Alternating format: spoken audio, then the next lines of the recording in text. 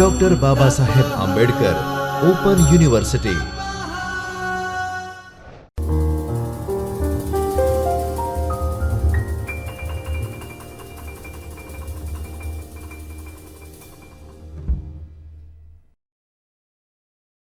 નમસ્કાર, આપનું હાર્દિક સ્વાગત છે doctor Baba Saheb Ambedkar open university Ahmedabad તરફથી. Paper master of library and information science 101 information and society block 3 માહિતી એક આર્થિક સ્તોત્ર પાર્ટ 2 યુનિટ 10 એમાં આપનું સ્વાગત છે. આપણે પહેલાંના એમાં પેપર 1માં આપણે જોઈ લીધેલું છે. એમાં ઘણી બધી માહિતીઓ આપણે ચેક કરી, જેમાં પ્રસ્તાવના હતા, ઉદ્દેશ્ય હતા, માહિતી, અર્થશાસ્ત્ર, સૂક્ષ્મ આર્થિક માહિતી અને એના પ્રસ્તાવના, સૂક્ષ્મ આર્થિક માહિતી આપણે ચેક કરી લીધું છે.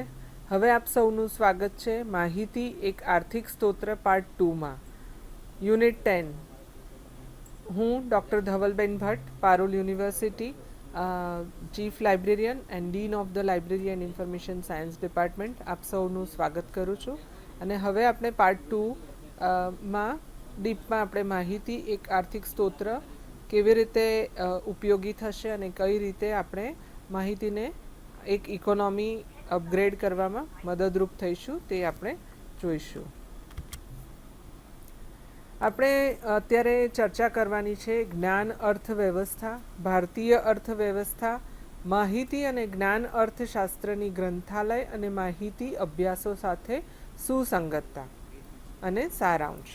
આજે આપણે આટલી ચારના આપણે ખૂબ ડીપમાં એની ચર્ચા કરીશું અને એના ઉપરથી આપણા ઘણા બધા કોન્સેપ્ટ ક્લિયર થશે, જે તમને એક્ઝામમાં ઘણી મહત્ત્વની બાબતો આપણી આના દ્વારા આપણે ક્લિયર કરી શકીશું.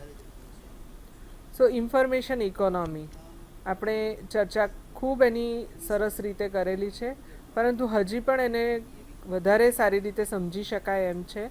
સો ભૂતકાળમાં આપણે ઘણા નવા જ્ઞાનનું સર્જન, નવીનીકરણ અને શોધો થોડાક વ્યક્તિઓની નાના પાયે સર્જનાત્મક પ્રવૃત્તિઓમાં ઉત્કંઠા અને સંપૂર્ણ સમાવિષ્ટતા અને સમર્પિતતાના પ્રયત્નોને કારણે થયેલ છે. આપણે 18મી સદીની વાત કરીએ કે જેમાં ઔદ્યોગિક ક્રાંતિના આગમનને પશ્ચિમના લોકોના જીવન ધોરણમાં સુધારણામાં પરિણમી હતી. વિજ્ઞાન અને ટેકનોલોજીને આર્થિક વૃદ્ધિ અને સમૃદ્ધિ પ્રદાન કરતા અગત્યના પરિબળ તરીકે માન્યતા પ્રાપ્ત થવા લાગી.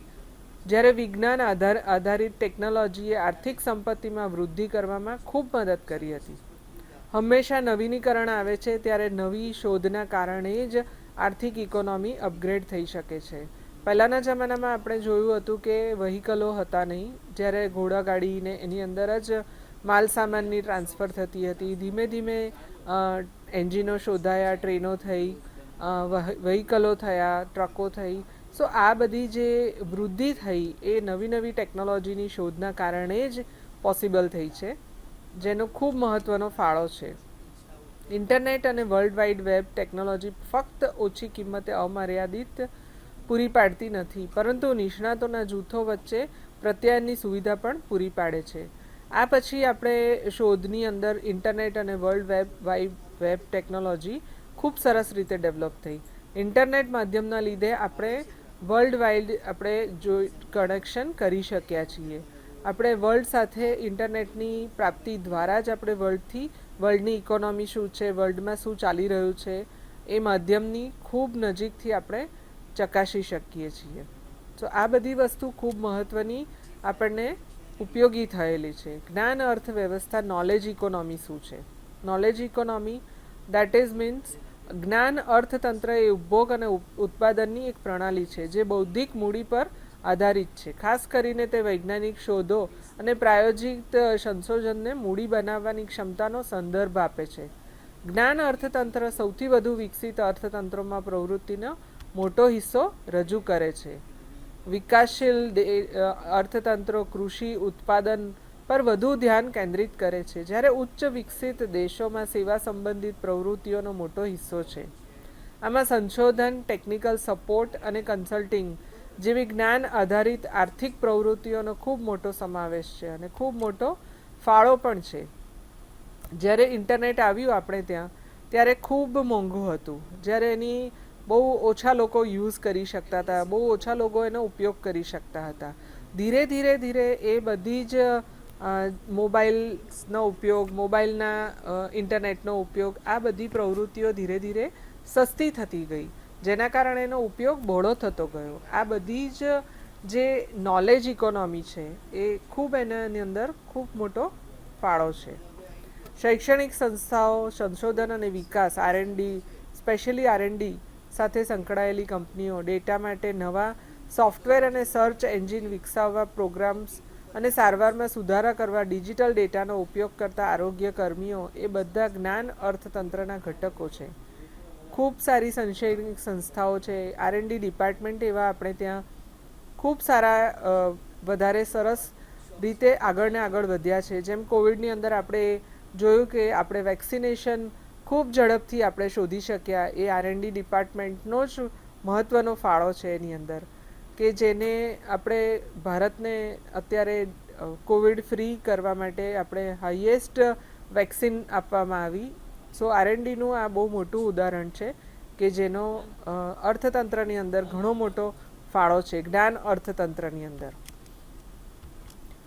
આપણે બીજું એ પણ કહી શકીએ કે આની અંદર આપણા પીટર ડક્કર કરીને જે ઓથર છે એને પોતાનો મક્કમપણે રજૂ કરતા તેણે કહ્યું છે કે એક નવી માહિતી ઉત્ક્રાંતિ નવા માર્ગે આગળ વધે છે અને તેનો પ્રારંભ વ્યાપારિક સંસ્થાનો સાથે વ્યાપારી માહિતીનો થયો છે, પરંતુ તે ચોક્કસપણે છે કે સમાજની દરેક સંસ્થાઓને સાંકળી લે છે, તેથી તે 50 વર્ષ આગળ લઈ જઈ શકે છે.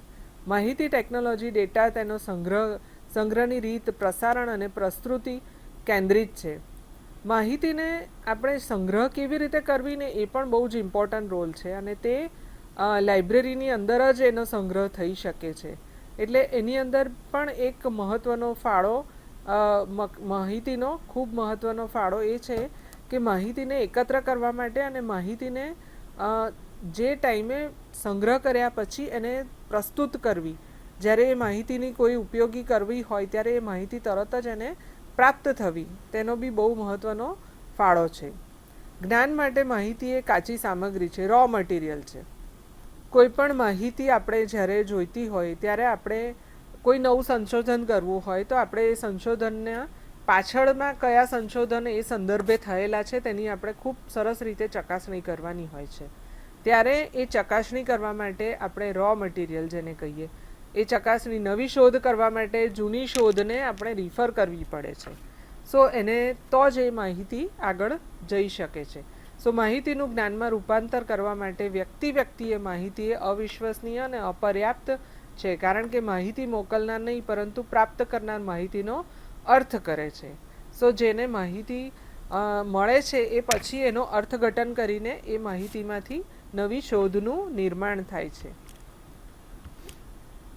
લગભગ 40 વર્ષ પહેલાં માહિતીની કલ્પના કરવા પ્રયત્નો હકીકતમાં થયા નહોતા, પરંતુ માહિતી ક્રાંતિએ સંખ્યાબંધ અજાણ ક્ષેત્રમાં પ્રણાલીગત પ્રક્રિયાઓમાં ક્રાંતિ લાવેલ છે. કમ્પ્યુટરના કેટલાક ઉદાહરણો એ રોજિંદી પ્રક્રિયાઓ છે. શરૂઆતમાં કમ્પ્યુટરનું શોધ જ્યારે થઈ ત્યારે ખૂબ મોટી એક શોધ હતી, જેના કારણે ઘણી બધી શોધો એના પછી નવી શોધો એની અંદર એડ થતી ગઈ. જેમ રોજિંદા વ્યાપાર પ્રક્રિયામાં સોફ્ટવેરનો ઉપયોગ, ઘણી બધી જાતના સોફ્ટવેર આવી ગયા છે, જેના કારણે આપણા ડે ટુ ડે લાઈફની અંદર ઘણા બધા પ્રોબ્લેમો, ઘણા બધા કામ ઇઝી થઈ ગયા છે. જેમ આપણે પહેલાં ખાતાવાહી લખવામાં આવતી હતી, અત્યારે એક સોફ્ટવેરના ઉપયોગથી ઓટોમેટિક આપણી એકાઉન્ટ આપણે બેલેન્સ શીટ બનાવી શકીએ છીએ. સો આ નાની વસ્તુઓના શોધના કારણે ઘણા બધા કામો આપણા આસાન થઈ ગયેલા છે. જેમ પાણી વિતરણ, ઓફિસ સંકુલ, હોટલ, હોસ્પિટલ, ગટર વ્યવસ્થા, ડ્રાફ્ટમેન અનેક દિવસો લાગતા હતા, તેમને હવે તે ઘણા બધા આસાન કામો થઈ ગયેલા છે. ડ્રાફ્ટમેન્ટ આ કાર્યમાં થોડા દિવસોમાં ઓછા ખર્ચે ઘણું સારું કામ કરી શકે છે, કારણ કે એ લોકોએ હોટલ મેનેજમેન્ટની અંદર ઘણા બધા સોફ્ટવેર આવી ગયા છે, હોસ્પિટલ મેનેજમેન્ટમાં ઘણા બધા સોફ્ટવેર આવી ગયા છે. સો કોઈ પણ પેશન્ટ હોસ્પિટલમાં જાય છે તો ખાલી એનો એક નંબર નાખવાના કારણે એને આખા પેશન્ટની એની પોતાની કઈ ફાઇલ છે, એને કયો રોગ છે, એનું આખું પોતાની હિસ્ટ્રી આવી જાય છે. જેના કારણે ઘણું બધું કામ ઇઝી થઈ ગયેલું છે. તો આ બધા જે ઉપયોગો છે કમ્પ્યુટરની શોધના કારણે અને ઘણા બધા સોફ્ટવેરની શોધના કારણે આ બધા પોસિબલ થયેલા છે. જ્યારે ઇન્ટરનેટ અને વેબ અને આઈસીટીની સુવિધાઓને કારણે ત્વરિત કોઈપણ જરૂરી માહિતી ઉપલબ્ધ કરી આપે છે, તેની સાથે તેણે માહિતીની વૃદ્ધિમાં ભારની સમસ્યાનું સર્જન કરેલ છે. જ્યારે પણ વ્યાપાર પર્યાવરણ ક્ષેત્રે પરિવર્તન સાથે સતત જાગૃતિ, સ્પર્ધામાં સતત જાગૃત રહેવું એ ખૂબ જરૂરી છે. વધુ પડતી માહિતીનો ભાર હસ્તગત કરવાની ક્ષમતા અને પ્રાપ્યતામાંથી ઉત્તમ માહિતી મેળવવી એ ખૂબ જરૂરી છે. આપણી વિશ્વ વર્લ્ડ બેંક છે, જે વર્લ્ડ બેંક ડેવલપમેન્ટના અહેવાલ અનુસાર 1999માં પ્રસિદ્ધ થયો હતો. તેમાં નોંધ્યું હતું કે વૈશ્વિક અર્થવ્યવસ્થામાં આગળ પડતા દેશોમાં જ્ઞાન અને સ્તોત્ર વચ્ચેની સમતોલ પરિસ્થિતિ પ્રથમ તરફ બદલાઈ રહી છે, જે કદાચ જીવન ધોરણ નક્કી કરવામાં જ્ઞાન કદાચ જમીન, સાધનો, શ્રમ કરતાં અગત્યનું પરિબળ બનેલ છે. આજે ટેકનોલોજી આધારિત અર્થશાસ્ત્ર સાચે જ જ્ઞાન આધારિત છે. New growth theory of knowledge, જ્ઞાન વૃદ્ધિનો નવો સિદ્ધાંત. નિષ્ણાતોના મંતવ્ય અનુસાર જ્ઞાન વૃદ્ધિનો નવો સિદ્ધાંત એટલે જ્ઞાનની ઉત્તરોત્તર વૃદ્ધિ થઈ એનો નવો સિદ્ધાંત શું છે? તો જ્ઞાન એ સંપત્તિનું મૂળભૂત સ્વરૂપ છે. જ્ઞાનના સંચય દ્વારા આર્થિક વૃદ્ધિ થાય છે. જ્ઞાન ના હોય તો તમે આર્થિક વૃદ્ધિ નથી કરી શકતા. આપણે જેમ કહીએ કે કોઈપણ સોફ્ટવેર કે કોઈપણ કી આપણે ડેવલપ કરવી છે, તો એના માટે તમારે કીવર્ડ, એના કોડિંગ આવે છે, તો એનું જ્ઞાન ના હોય તો you can't develop the key, right? So તમને જ્ઞાનનું ખૂબ સરસ નોલેજ હોવું જોઈએ તો તમે એ કરી શકો અને તેના દ્વારા જ આર્થિક વૃદ્ધિ થઈ શકે. કારણ કે તમે કોઈપણ નવી વસ્તુને શોધ કરો છો તો એનાથી તમને આર્થિક ચોક્કસ ફાયદો થવાનો જ છે. સો એવી રીતે જ જેમ ટેકનોલોજીકલ બ્રિક થોટ છે, જે પ્રૌદ્યોગિક જ્ઞાન છે, વધુ નવલીકરણ છે, તકનીકી મંચનું સર્જન કરે છે, આ ટેકનિકલ પ્લેટફોર્મ એ આર્થિક વૃદ્ધિની ચાવીરૂપ અસર જ છે. બિનહરીફ અને ટેકનિકલ મંચ નવી ટેકનોલોજી પર અસર કરે છે, જે વળતરમાં વધારો કરે છે, માનવ મૂડી, વિચારો અને જ્ઞાનનું સર્જન કરે છે. જ્ઞાન અર્થવ્યવસ્થાના કેટલાક લક્ષણો. સમ કેરેક્ટરિસ્ટિક ઓફ નોલેજ ઇકોનોમી. જ્ઞાન આધારિત અર્થશાસ્ત્રને છેલ્લા 15 વર્ષથી ગુણવત્તા અને પરિમાણાત્મક પરિવર્તનોએ લક્ષણો આપ્યા છે. વ્યવહારમાં ઉપયોગો, ઉત્પાદનો અને સેવાઓમાં વૃદ્ધિનો ઊંચો આંક આવ્યો છે. જ્ઞાન સંવેદનશીલ સંસ્થાઓએ આરંભાત્મક પગલાં લેવા અને પેઢીની ઝડપથી પરિવર્તન કરે છે. જ્ઞાનની અગત્યતામાં વધારો થવાના કારણે શિક્ષણ, સંશોધન અને વિકાસ તથા મકાનો, પરિવહન, રોડ, યંત્રો વગેરેમાં પણ ઝડપી વધારો થયો છે. જ્ઞાન આધારિત કારકિર્દી, નોકરી, શિક્ષણ પણ આધારિત છે. આપણે જોયું છે કે કોઈપણ જ્ઞાનના અભાવે કોઈપણ વ્યક્તિ આગળ જઈ શકતી નથી, એ કોઈ શોધ કરી શકતી નથી. સો જ્ઞાનનું મહત્ત્વ ખૂબ જ ઉપયોગી છે. જ્ઞાનના આધારે જ જ્ઞાનની અગત્યતામાં વધારો થવાના કારણે શિક્ષણ, સંશોધન, શિક્ષણમાં પણ ખૂબ મોટો ઉછાળો આવ્યો છે કે દરેક શિક્ષણ સંસ્થાઓ છે એમાં બી ઘણો બધી ચેન્જીસ આવ્યા છે. ઘણી બધી શિક્ષણ નવી એનઈપી જે આવી છે એ પણ શિક્ષણને ખૂબ સારી રીતે આગળ લઈ જવા માટે જ આ બધી ચેન્જીસ આપણે શિક્ષણની અંદર પણ લાવી રહ્યા છે. યંત્રો, મેં જેમ કીધું કે ઘણી બધી જગ્યાએ આપણે પહેલાં ગાડીને એ રીતે વાપરતા હતા, ગાડા હતા, હવે ગાડી આપણે વાપરીએ છીએ. એમ ફ્લાઇટ વાપરતા થયા, એરોપ્લેન થયું, હેલિકોપ્ટર થયા. અત્યારે આર્ટિફિશિયલ ઇન્ટેલિજન્સના કારણે બી ઘણી બધી અંદર ચેન્જીસ આવી રહ્યા છે અને ઘણા બધા ચેન્જીસ ભવિષ્યમાં આવશે. આ બધા જે ચેન્જીસ છે એ બધા જ્ઞાનના વધારાને લીધે જ ઉત્પન્ન થયા છે અને એના લીધે ઘણી બધી નોકરીની પણ તકો ઊભી થઈ છે, જેના કારણે ઇકોનોમી 100% અપ જઈ રહી છે. ગ્રેજ્યુઅલી આપણો ઇકોનોમીનો ગ્રોથ ધીરે ધીરે અપગ્રેડ થઈ જ રહ્યો છે અને ભારત એમાં સૌથી મોખર જવા માંગે છે અને એના માટે ખૂબ પ્રયત્નો ગવર્મેન્ટ પણ કરી રહી છે અને ભારતના દરેક નાગરિક પણ એના માટે ખૂબ અંદર ફાળો આપી રહ્યા છે. So Indian economy definitely it will work in a very high way ભારતીય વ્યવસ્થા જે છે એને આપણે કઈ રીતે જ્ઞાન દ્વારા આગળ માહિતી દ્વારા લઈ જઈ શકીશું. નિષ્ણાત અર્થશાસ્ત્રીઓ એવો મત ધરાવે છે કે ભારતીય અર્થવ્યવસ્થામાં વર્તમાન સમયમાં માળખાકીય પરિવર્તન આવી રહ્યા છે અને નવી સહસ્ત્રબાદીમાં પ્રાદેશિક મજબૂત આર્થિક સત્તા બનવા નવા સમા વિકસાવવામાં આવે છે. જીડીપી દ્વારા ભારત આજે 21-22મું છઠ્ઠું સૌથી મોટું અર્થતંત્ર છે. આજે ભારત ફ્રાન્સ, ઇટાલી અને કેનેડા જેવા વિકસિત દેશો કરતાં આગળ છે. આજે ભારત ફ્રાન્સ, ઇટાલી અને કેનેડા જેવા વિકસિત દેશો કરતાં આગળ છે.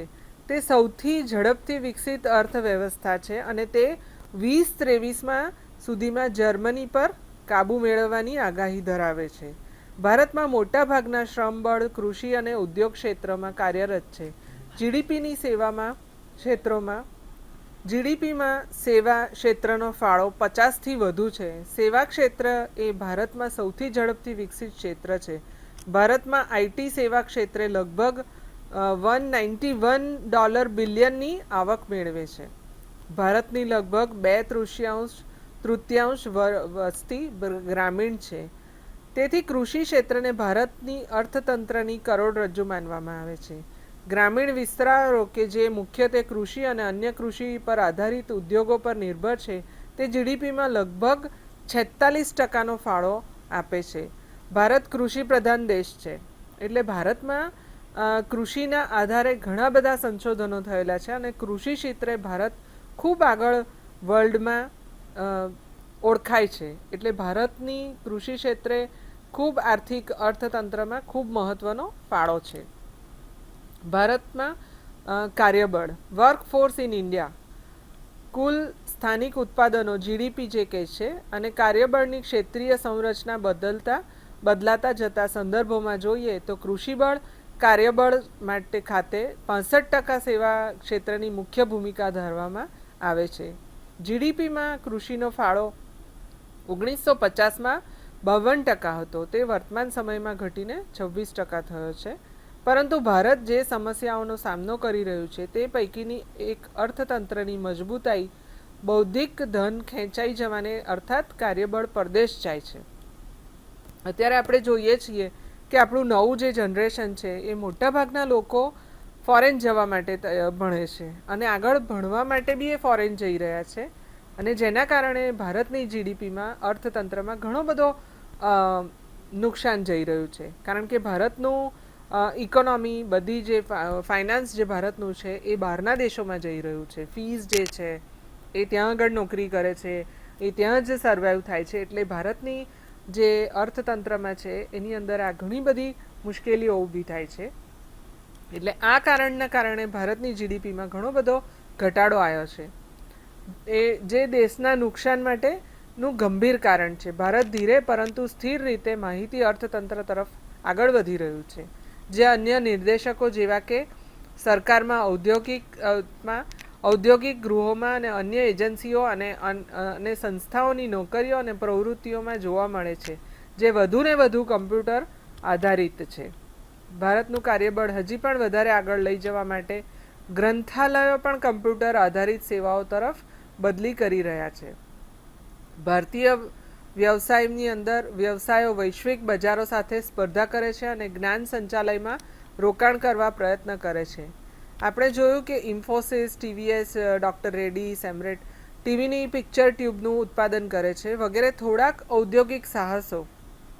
ટાટા આ બધા ઔદ્યોગિક સાહસો જે બજારો સાથે સ્પર્ધા કરવા માટે, નવીનીકરણ કરવા માટે, નવા જ્ઞાનનું સર્જન કરવા માટે જ્ઞાન સંચાલન તરફ જઈ રહ્યા છે.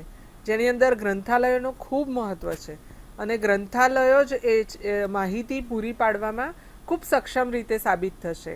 એટલે ગ્રંથાલયો પણ આર્થિક મદદ કરવાની અંદર ખૂબ સરસ તૈયારી કરી રહ્યું છે કે એને માહિતીને કેવી રીતે સંગ્રહ થઈ શકે, માહિતીને કેવી રીતે વ્યક્તિ સુધી પહોંચાડી શકાય, માહિતીને કઈ રીતે વધારે ને વધારે નવીનીકરણથી આપણે આગળ સ્ટોર કરી શકીએ, જે નેક્સ્ટ રિસર્ચને આપણે આપી શકીએ. સરકારે આના માટે ભલામણ કરી છે કે દરેક મંત્રાલયે તેના બજેટના 3% માહિતી ટેકનોલોજીના વિકાસ માટે ફાળવવા, જે સરકારના કાર્યો અને ઈ પ્રશાસન તરફ આગળ જઈ શકે. સો પ્રગતિ તરફ અવરોધો કયા કયા આવી રહ્યા છે? Constraint towards the progress. આપણને પ્રોગ્રેસ કરવામાં કયા કયા એવા અવરોધો છે કે જે આપણને રોકી રહ્યું છે? સો જ્યારે ભારત માહિતી અને જ્ઞાન અર્થતંત્ર તરફ આગળ વધી રહ્યું છે ત્યારે તેની પ્રગતિ ધીમી પાડનાર નક્કર સંખ્યાબંધ પડકારો છે. જેમ કે ગરીબાઈ એ સૌથી મોટું કારણ છે ભારતની અંદર. દુનિયાના 1/3 ગરીબો ભારતમાં છે. આ બહુ જ એક મોટો આપણા માટે સળગતો પ્રશ્ન છે. પૂર્ણ રોજગારી નથી. સાર્વત્રિક સાક્ષરતા, આપણે ત્યાં આગળ સાક્ષરતા અભિયાન ઘણા બધા ચાલે છે. ગવર્મેન્ટ પણ એના માટે ઘણા બધા પ્રયત્નો કરી રહી છે, પરંતુ સાક્ષરતા આપણે ત્યાં સાર્વત્રિક સાક્ષરતા નથી. એના કારણે ઘણી બધી પ્રોગ્રેસની અંદર અવરોધો આવી રહ્યા છે. પીવાનું પાણી, જેમ જરૂરિયાતની વસ્તુઓ, જેમ ઘર, રોટી, કપડાં ઓર મકાન જે કહીએ, એ ઘણી બધી જરૂરિયાતની વસ્તુઓ ભારતમાં અત્યારે નથી પૂરી પાડી શકાતી, જેના કારણે આપણી પ્રોગ્રેસ રોકાઈ રહ્યો છે. ગુણવત્તાવાળું શિક્ષણ, જાતિ, ધર્મ, પંથ, લિંગ વગેરેના કોઈ પણ ભેદભાવ સિવાય લોકોના સુધારતા જતા જીવન ધોરણો, મોટા પ્રમાણમાં માહિતી અને જ્ઞાનની આયાત, તમામ સ્તરે લાંચ, રૂશ્વત વગેરે ભયાનક પડકારો છે. કરપ્શન એ સૌથી મોટો પડકાર છે, જેને આપણે પહોંચી વળવાનું છે અને દ્રશ્યમાન સફળતા પ્રાપ્ત કરવાની છે. ભારતે ઔદ્યોગિક પાયો મજબૂત કરવાની જરૂર છે. ભારતમાં એવા ઘણા બધા ઉદ્યોગો છે. અત્યારે ગવર્મેન્ટ સ્ટાર્ટઅપને ઘણું બધું પ્રમોશન આપી રહી છે. આપણે જ્યારે કોવિડ હતું ત્યારે આપણે ઘણા બધા અહીંયા આપણા ત્યાં જ ઇન હાઉસ આપણા ઘણા બધા સ્ટાર્ટઅપ સ્ટાર્ટ થયા, જેની અંદર ઓનલાઈન લોકોએ બિઝનેસ સ્ટાર્ટ કર્યો, ઓનલાઈન ફૂડ પ્રોવાઈડ કર્યું. સો આ બધા જે નાના નાના સ્ટાર્ટઅપ છે જે ઇકોનોમી આપણને સ્ટ્રોંગ કરે છે. એક ઘરની અંદર મિનિમમ 5 લોકો રહેતા હોય, એની અંદરથી 3 જણ કમાતા થઈ જતા હોય તો એ ઘરની ઇકોનોમી 100% અપ જવાની છે, જેના કારણે ભારતનો પ્રોગ્રેસ રોકાવાનો નથી. ભારત પ્રોગ્રેસમાં આગળ જ જવાનું છે. સોફ્ટવેર અને આઈટી ક્ષેત્રે વધુ તકો ઊભી કરવી, સાક્ષરતા નાબૂદ કરવા માટે ખૂબ પ્રયત્નો કરવા. સાક્ષરતા નાબૂદ કરવા માટે આપણે આપણા ઘરથી જ પ્રયત્નો કરી શકીએ. આપણે સાક્ષર હોઈએ તો આપણે બીજાને સાક્ષર કરવા માટે આપણે ઘણા બધા પ્રયત્નો કરી શકીએ. કૃષિ અને ઉદ્યોગોને પણ ઉત્પાદકતા વધારવા માટે પ્રયત્નો કરવા જોઈએ. એગ્રીકલ્ચર ક્ષેત્રે પણ ઘણી બધી શોધો થઈ છે, એટલે ઘણા બધા પ્રયત્નો એમાં પણ ચાલી રહ્યા છે કે વધુ માણસો રોક્યા વગર બી આપણે એગ્રીકલ્ચર ઘણું બધું સારી રીતે કરી શકીએ છીએ. સો આ બધા નાના નાના જે કન્સ્ટ્રેન્ટ છે એ બધા ભારતના પ્રોગ્રેસને રોકવા માટે આપણે નાબૂદ કરી શકીએ છીએ. રચનાત્મક પ્રયાસો કયા કરી શકાય? જેમ વર્લ્ડ વાઇડ વેબ છે દ્વારા સ્થાનિક જરૂરિયાતને પહોંચી વળવા જ્ઞાન પૂરી પાડવાની હતી. સ્ત્રીઓના સ્વાસ્થ્ય અને આરોગ્યની માહિતી, સ્થાનિક ખેત ઉત્પાદન અને તેનું કઈ રીતે રોગથી સુરક્ષિત કરવું, રોજબરોજની ખેત ઉત્પાદનોની કિંમત, સ્થાનિક મોસમની જાણકારી, ગરીબ પરિવારોને સહાય કરવાના વિવિધ કાર્યક્રમો, યોજનાઓની સ્પષ્ટ માહિતી, આ બધી ભારત સરકાર દ્વારા સહાય કરવી. દરેક ગામ તેમાં ભાગ લઈ શકે તે માટે જાહેર સ્થળે કમ્પ્યુટર પદ્ધતિઓ રાખવી. સાથે સાથે તાલીમ આપવા માટે ઓપરેટરને પગારની સુવિધા પૂરી પાડવી. આ માટે ગામડાને જરૂરી હાર્ડવેર અને દેખ સંભાળ સંચાર પદ્ધતિ, ખાસ કરીને વેબસાઇટની રચના, તેઓએ ત્યાંની ભાષામાં જરૂરી માહિતી પૂરી પાડવી જોઈએ અને તાલીમ પામેલ પ્રોગ્રામ્સ કરવા જોઈએ. ગામડાઓને તેઓ જે સ્થાનિક જ્ઞાન પદ્ધતિ સમજી શકે તે પ્રમાણે પસંદગી કરીને તેને પૂરી પાડવી જોઈએ. સો આ બધી જે ગવર્મેન્ટ પોલિસીઓ લાવી રહી છે એ ગવર્મેન્ટ પોલિસીઓને ગામડે ગામડે દરેક જણ જાગૃત થાય અને દરેક જણ માહિતીને ટ્રાન્સફર કરે કે આ દરેક માહિતીઓ ગામડા સુધી પહોંચે. એના માટે કમ્પ્યુટરની સુવિધા, ઇન્ટરનેટ સુવિધા, એના માટે એવા માણસો રાખવા જોઈએ કે જે ગામે ગામે જઈને વ્યક્તિ ટુ વ્યક્તિ એને માહિતી પૂરી પાડે કે તમારે ત્યાં આ સુવિધાઓ છે, ઉપલબ્ધ છે, તમે આનો તમે ઉપયોગ કરી શકો છો. આ બધી જે માહિતીઓ છે એ ગામડામાં પહોંચવી જોઈએ, વ્યક્તિને પહોંચવી જોઈએ. એના માટે ભારત સરકારે ખૂબ પ્રયત્નો શરૂ કર્યા છે અને આપણા દરેકની એ જવાબદારી છે વ્યક્તિ તરીકે કે આપણે પણ એમાં સહયોગ આપીએ અને આપણે પણ જે આપણી પાસે નોલેજ છે અથવા માહિતી છે એને આપણે વ્યક્તિ સુધી પહોંચાડી શકીએ એ માટે આપણે પણ ખૂબ પ્રયત્ન કરવો જોઈએ, જેના કારણે આપણી ઇકોનોમી તો પોતાની વધેવાની જ છે, એ સિવાય આપણે ભારતની ઇકોનોમી વધારવાની અંદર કોન્ટ્રીબ્યુશન આપી શકીએ એ માટે આપણે પણ ખૂબ પ્રયત્નો કરવા જોઈએ. માહિતી પદ્ધતિઓ અને સેવાઓનું અર્થશાસ્ત્ર. Economics of information system and services. માહિતી પદ્ધતિઓ અને સેવાઓનું અર્થશાસ્ત્ર શું કહે છે? માહિતી પ્રણાલીઓ અને સેવાઓનું અર્થશાસ્ત્ર એ કેવી રીતે માહિતી તકનીકો, સિસ્ટમો અને સેવાઓ આર્થિક પ્રવૃત્તિઓ, સંસ્થાઓ અને વ્યક્તિઓ પર અસર કરે છે તેનો સંદર્ભ આપે છે. સાથે સાથે માહિતીના સંગ્રહ, પ્રક્રિયા, સંદેશા વ્યવહારની સુવિધા આપીને આધુનિક અર્થવ્યવસ્થાઓમાં માહિતી પ્રણાલીઓ અને નિર્ણાયક ભૂમિકા ભજવે છે. ઉત્પાદકતા અને કાર્યક્ષમતા, રોકાણ અને વળતર, નેટવર્કની અસર, નવીનતા અને તકનીકી પરિવર્તન, સંસાધન તરીકે ડેટા, ઈ કોમર્સ અને ડિજિટલ માર્કેટ્સ, સાયબર સિક્યોરિટી અને રિસ્ક મેનેજમેન્ટ, નિયમન અને નીતિ, માનવ મૂડી અને કૌશલ્ય પ્રકાર, તમામ માહિતી પ્રણાલીઓ અને સેવાઓના અર્થશાસ્ત્રના અનુભવો. આ બધા માહિતીઓમાં ખૂબ ઇમ્પોર્ટન્ટ છે, કારણ કે માહિતી એ તમે જો નહીં તમે સમજી શકો અને તમે નહીં એને અંદર ઉતરીને એનો અભ્યાસ નહીં કરો તો તમે એની અંદર નિપુણ થઈ શકવાના નથી.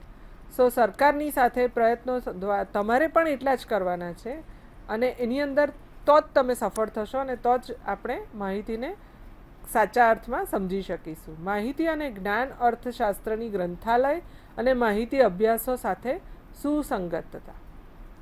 માહિતી સંસ્થાઓ તરીકે પુસ્તકાલયોની પ્રકૃતિ અને માહિતી સમાજમાં ભજવતી વિકસતી ભૂમિકાને કારણે માહિતી અને જ્ઞાન અર્થશાસ્ત્ર પુસ્તકાલય અને માહિતી અભ્યાસ માટે અત્યંત સુસંગત છે. માહિતી અને જ્ઞાન અર્થશાસ્ત્રની સુસંગતતાને પ્રકાશિત કરવા કેટલાક મુખ્ય મુદ્દાઓ છે. સાધનોની ફાળવણી કરવી જોઈએ. પુસ્તકાલયો એવા વાતાવરણમાં કાર્ય કરે છે જ્યાં સંસાધનોની મર્યાદાઓ હોય છે. માહિતી અર્થશાસ્ત્રને સમજવું ગ્રંથપાલોને સંગ્રહ, વિકાસ, સંપાદન અને ટેકનોલોજી રોકાણ જેવા પરિબળોને ધ્યાનમાં રાખીને કાર્યક્ષમ રીતે સંસાધનોની ફાળવણી કરવામાં મદદ કરે છે. અત્યારે આપણે જોઈએ તો પુસ્તકાલયો ખૂબ આપણે દુર્દશા થઈ ગયેલી છે. પુસ્તકાલયોનો ઉપયોગ બી ઘણો નિહવત થઈ ગયો છે. પુસ્તકાલયનો ઉપયોગ બી વધે અને પુસ્તકાલય દ્વારા ખૂબ એનો પ્રચાર થાય એ માટે પુસ્તકાલયોને પણ ટેકનોલોજીથી વધારે સારી રીતે ઉપયોગ થઈ શકે એ માટે ટેકનોલોજીનો ઉપયોગ કરીને પુસ્તકાલય પણ ડેવલપ કરવા જોઈએ. પુસ્તકાલયોની અંદર જે સંગ્રહ થઈ રહ્યો છે માહિતીનો, એના માટે સ્પેશિયલ ટેકનોલોજી હોવી જોઈએ જેની અંદર ખૂબ સારી રીતે સંગ્રહ થઈ શકે માહિતીનો અને ખૂબ ઝડપી એ માહિતી બીજાને આપી શકાય તે માટે પણ એવા સોફ્ટવેર્સ ડેવલપ થવા જોઈએ અને ડેવલપ સોફ્ટવેર પુસ્તકાલયમાં હોવા જોઈએ જેના કારણે માહિતીઓ જલ્દી મળી શકે. માહિતી અને જ્ઞાન અર્થશાસ્ત્રની ગ્રંથાલય અને માહિતી અભ્યાસો સાથે સુસંગતતા, સંગ્રહ, વિકાસ અને સંચાલન. આર્થિક સિદ્ધાંતો પુસ્તકાલય સંગ્રહોના વિકાસ અને સંચાલનને લગતા નિર્ણયોને માર્ગદર્શન આપે છે.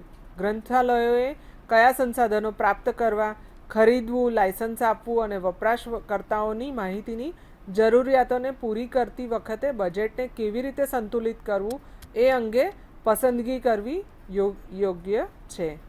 વપરાશકર્તાઓ માટેની સેવાઓ અને સંતોષ. માહિતી અર્થશાસ્ત્ર વિશેનું જ્ઞાન પુસ્તકાલયના સમર્થકોને મૂલ્ય પ્રદાન કરતી વપરાશકર્તા સેવાઓને ડિઝાઇન કરવામાં આવે છે. લાઇબ્રેરીઓએ યુઝરની પસંદગીઓ અને સંતોષ ઓફર કરવામાં આવતી સેવાઓના કથિત મૂલ્યને ધ્યાનમાં લેવાની જરૂર છે. માહિતી અને જ્ઞાન સંચાલય દ્વારા માહિતીનો ઉપયોગ અને સમાવિષ્ટતા, આ બધી માહિતીઓ ધ્યાન રાખવી. ટેકનોલોજીનું એકીકરણ કરવું એ ખૂબ જરૂરી છે. માહિતી બજારો અને વલણો. પુસ્તકાલયો માહિતી બજારમાં ખૂબ અંદર કાર્ય કરે છે. માહિતીનું શાસ્ત્રનું અર્થઘટન, ગ્રંથાલયોની બજારની ગતિશીલતા નેગેટિવ કરવા, પ્રકાશક અને માહિતી ઉદ્યોગોમાં વલણોને સમજવા અને સંપાદન માટે અનુકૂળ શરતોની વાટાઘાટ કરવા સક્ષમ બનાવે છે. ડિજિટલ લાઇબ્રેરી અને ઓપન એક્સેસ, માહિતી નીતિ અને બૌદ્ધિક સંપત્તિ, માહિતી સાક્ષરતા અને શિક્ષણ એ ખૂબ જરૂરી પાસું છે. માહિતી સાક્ષરતા નહીં હોય તો શિક્ષણ નહીં થઈ શકે. સહયોગ અને કન્સોર્ટિયા, લાઇબ્રેરીનું સહયોગ અને લાઇબ્રેરીના ઘણીવાર સંસાધન શ્રેષ્ઠ બનાવવા માટે સહયોગી કર્મચારીઓને જોડાવવું જોઈએ. સહયોગી પુસ્તકાલયો પણ જોડાવા જોઈએ અને માહિતીને ખૂબ ને ખૂબ આગળ વધી શકે એ માટે આપણે ખૂબ પ્રયત્ન કરવો જોઈએ. પુસ્તકાલય સાથે માહિતી ખૂબ સરસ રીતે જોડાયેલી છે અને પુસ્તકાલયો દ્વારા જ માહિતીનું ટ્રાન્સફોર્મેશન થાય છે, એ આપણે હંમેશા યાદ રાખવું જોઈએ. આ દ્વારા આપણે ખૂબ સરસ રીતે માહિતીના સંશોધનો વિશે આપણે ખૂબ સરસ ચર્ચા કરી અને બીજા પાર્ટની અંદર પણ આપણે માહિતી એક આર્થિક સ્ત્રોત એ ખૂબ સારી રીતે સમજ્યું છે. આ બદલ આપનો ખૂબ ખૂબ આભાર. બાબા સાહેબ આંબેડકરનો પણ ખૂબ આભાર. Thank you. स्वाध्यायः